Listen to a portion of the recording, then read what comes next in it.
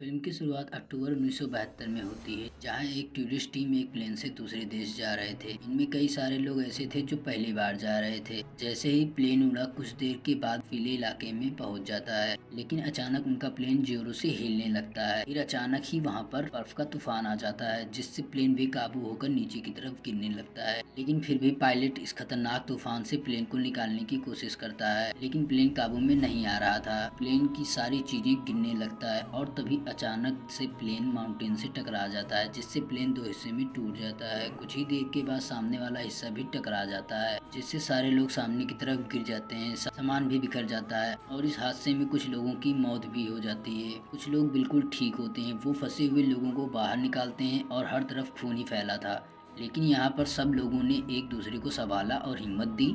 अब दो लड़के केबिन खोलकर पायलट के पास जाते हैं। इनका हालत भी बहुत खराब था और इनकी भी मौत हो जाती है। देखते ही देखते रात हो गई, टेम्परेचर भी नीचे गिरने लगा था और ठंड से उनका बुरा हाल था। इसलिए वो प्लेन के बड़े से छेद को सामान से और लाशों से ढक देते हैं। सर्दी से बचने के लिए अंदर छुप जाते हैं। सभी लोग हादसे से दुखी थे, कुछ तो डर की वजह से चिल्ला भी रहे थे। अगले दिन सुबह देखा, ठंड से कुछ लोग मर गए थे। अब तक तूफान थम चुका था, इसलिए वो बाहर आ गए, लेकिन दूर दूर तक बर्फ के अलावा और कुछ नहीं दिखाई दे रहा था और वो नहीं जानते थे कि कब तक हम यहाँ फंसे रहेंगे। तो जिंदा रहने के लिए वो इंतजाम करने लगे। इन सारे बैग और सामान को चेक किया और खाने पीने का सामान इकट्ठा करने लगे और खाना खाते हैं। और वो लोग परेशान होते हैं कि खाना बहुत कम है, ना जाने कितने दिन तक ऐसे ही रहना होगा। तभी अचानक एक प्लेन ऊपर से गुजरता है। इन लोगों को एक उम्मीद मिली और जोर जोर से चिल्लाने लगते हैं ताकि प्लेन की आवाज सुनकर रुक जाए, लेकिन इसका कोई फायदा नहीं हुआ क्योंकि प्लेन काफी दूर था। वे दुखी हो जाते हैं। अब तीसरे दिन एक लड़की को होश आता है। लड़की की हालत बहुत खराब थी, लेकिन वो कोशिश करके अपने भाई के पास चली जाती। उसके भाई का भी हालत बहुत खराब था।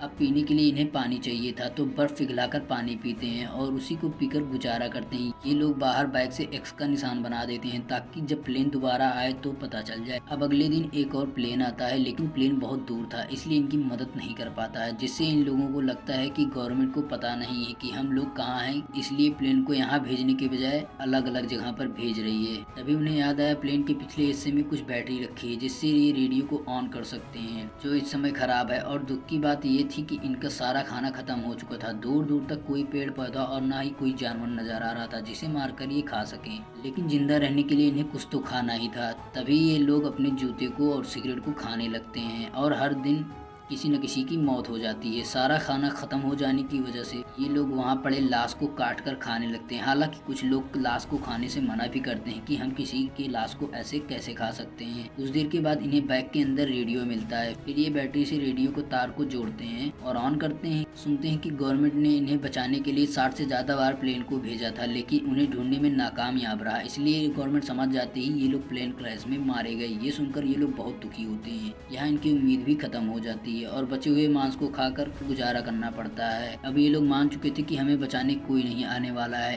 अब ये लोग प्लेन में बातें करने लगते, लेकिन तभी वहाँ से जोर से बर्फ का तूफान आता है। बर्फ प्लेन के अंदर आ जाता है, पूरा प्लेन बर्फ से भर जाता है। कुछ लोग बाहर निकलकर बाकी बर्फ में दबे लोगों को निकालते हैं। कुछ देर के बाद सब लोग बाहर आ गए, लेकिन एक लड़की काफी नीचे दबी थी, की वजह से उसकी मौत हो जाती है। तभी फिर से तूफान की आवाज सुनाई देता है और देखते देखते तूफान अपने लपेट में ले लेता है। इस तूफान में भी कई सारे लोग मारे जाते हैं। एक लड़का जिसका नाम नूमा था और वो प्लेन की खिड़की को तोड़ने लगता है, जिससे कांच का टुकड़ा उसके पैर में लग जाता है, लेकिन वो हिम्मत नहीं हारता है। ऐसे ही बर्फ को तोड़ता रहा। फिर किसी दिन वहाँ पर एक छेद बना लिया, जिससे बचे हुए लोग बाहर आ जाते हैं और बाहर आके कहते हैं शुक्र है हम बच गए। नुमा देखता है जहाँ उसे चोट लगी थी उसे दर्द नहीं हो रहा था, क्योंकि सर्दी की वजह से पूरा पैर सुन्न हो गया था। धीरे धीरे मौसम बदला और ये लोग बर्फ को फिर से हटाते हैं। फिर ये लोग कुछ लोगों को भेजने के लिए फैसला करते हैं और ये लोग निकल जाते हैं, लेकिन बीच रास्ते में नुमा गिर जाता है क्योंकि उसके पैर में दर्द हो रहा था। बाकी लोग दौड़कर उसके पास आते हैं और जख्म देखकर कहते हैं कि तुम वापस लौट जाओ। नुमा वापस लौट जाता है और वो लोग आगे बढ़ जाते हैं। उसकी हालत बहुत खराब थी। वो लोग आगे बढ़ते जा रहे थे,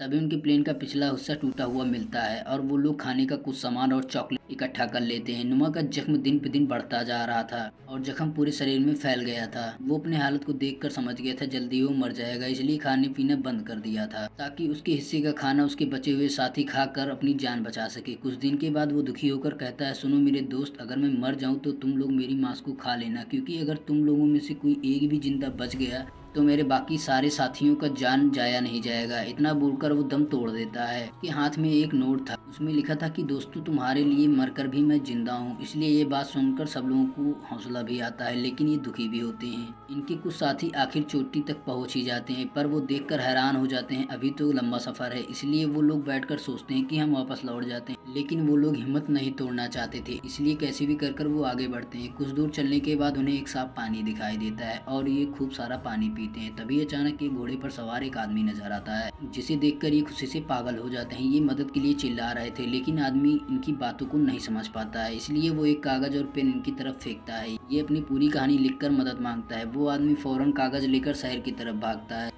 शहर आकर ऑफिसर को दे देता है। इस बात को ऑफिसर इसकी टीम को बताता है ताकि मदद के लिए जा सके। फिर वो घर आता है और दोनों आदमियों को खाना खिलाता है। कुछ देर के बाद ये पूरा इलाका रिपोर्टर से भर जाता है। उन दोनों से कई तरह के सवाल पूछता है। अब इनके साथी जो बर्फीले पहाड़ों में फंसे थे, वो लोग भी रेडियो के जरिए ये खबर सुन लेते हैं। अब उन्हें पता चलता है कि हमारी मदद करने के लिए यहाँ लोगों को भेजा जा रहा है और वो लोग खुश हो जाते हैं। और 71वें दिन इन्हें बचाने के लिए उनके साथी के साथ हेलीकॉप्टर यहाँ आ जाता है। 16 लोगों को जान बचा लिया जाता है और फौरन उन्हें शहर लाया जाता है और ये अपने परिवार से मिलकर बहुत खुश हो जाते हैं। जिसके बाद इन्हें हॉस्पिटल लाया गया और लाखों आदमियों ने इनका स्वागत किया, क्योंकि इतना मुश्किल वक्त में भी इन लोगों ने हार नहीं माना और अपने बहादुरी की वजह से बच निकले। लेकिन इस रात सब लोग इकट्ठे थे, क्योंकि उस हादसे का सदमा बहुत गहरा था। पर उन्हें इस बात की खुशी थी कि हम बचा लिए गए और हम लोग डटकर खड़े रहे और हम बच गए। जिसके साथ ये कहानी भी खत्म हो जाती है।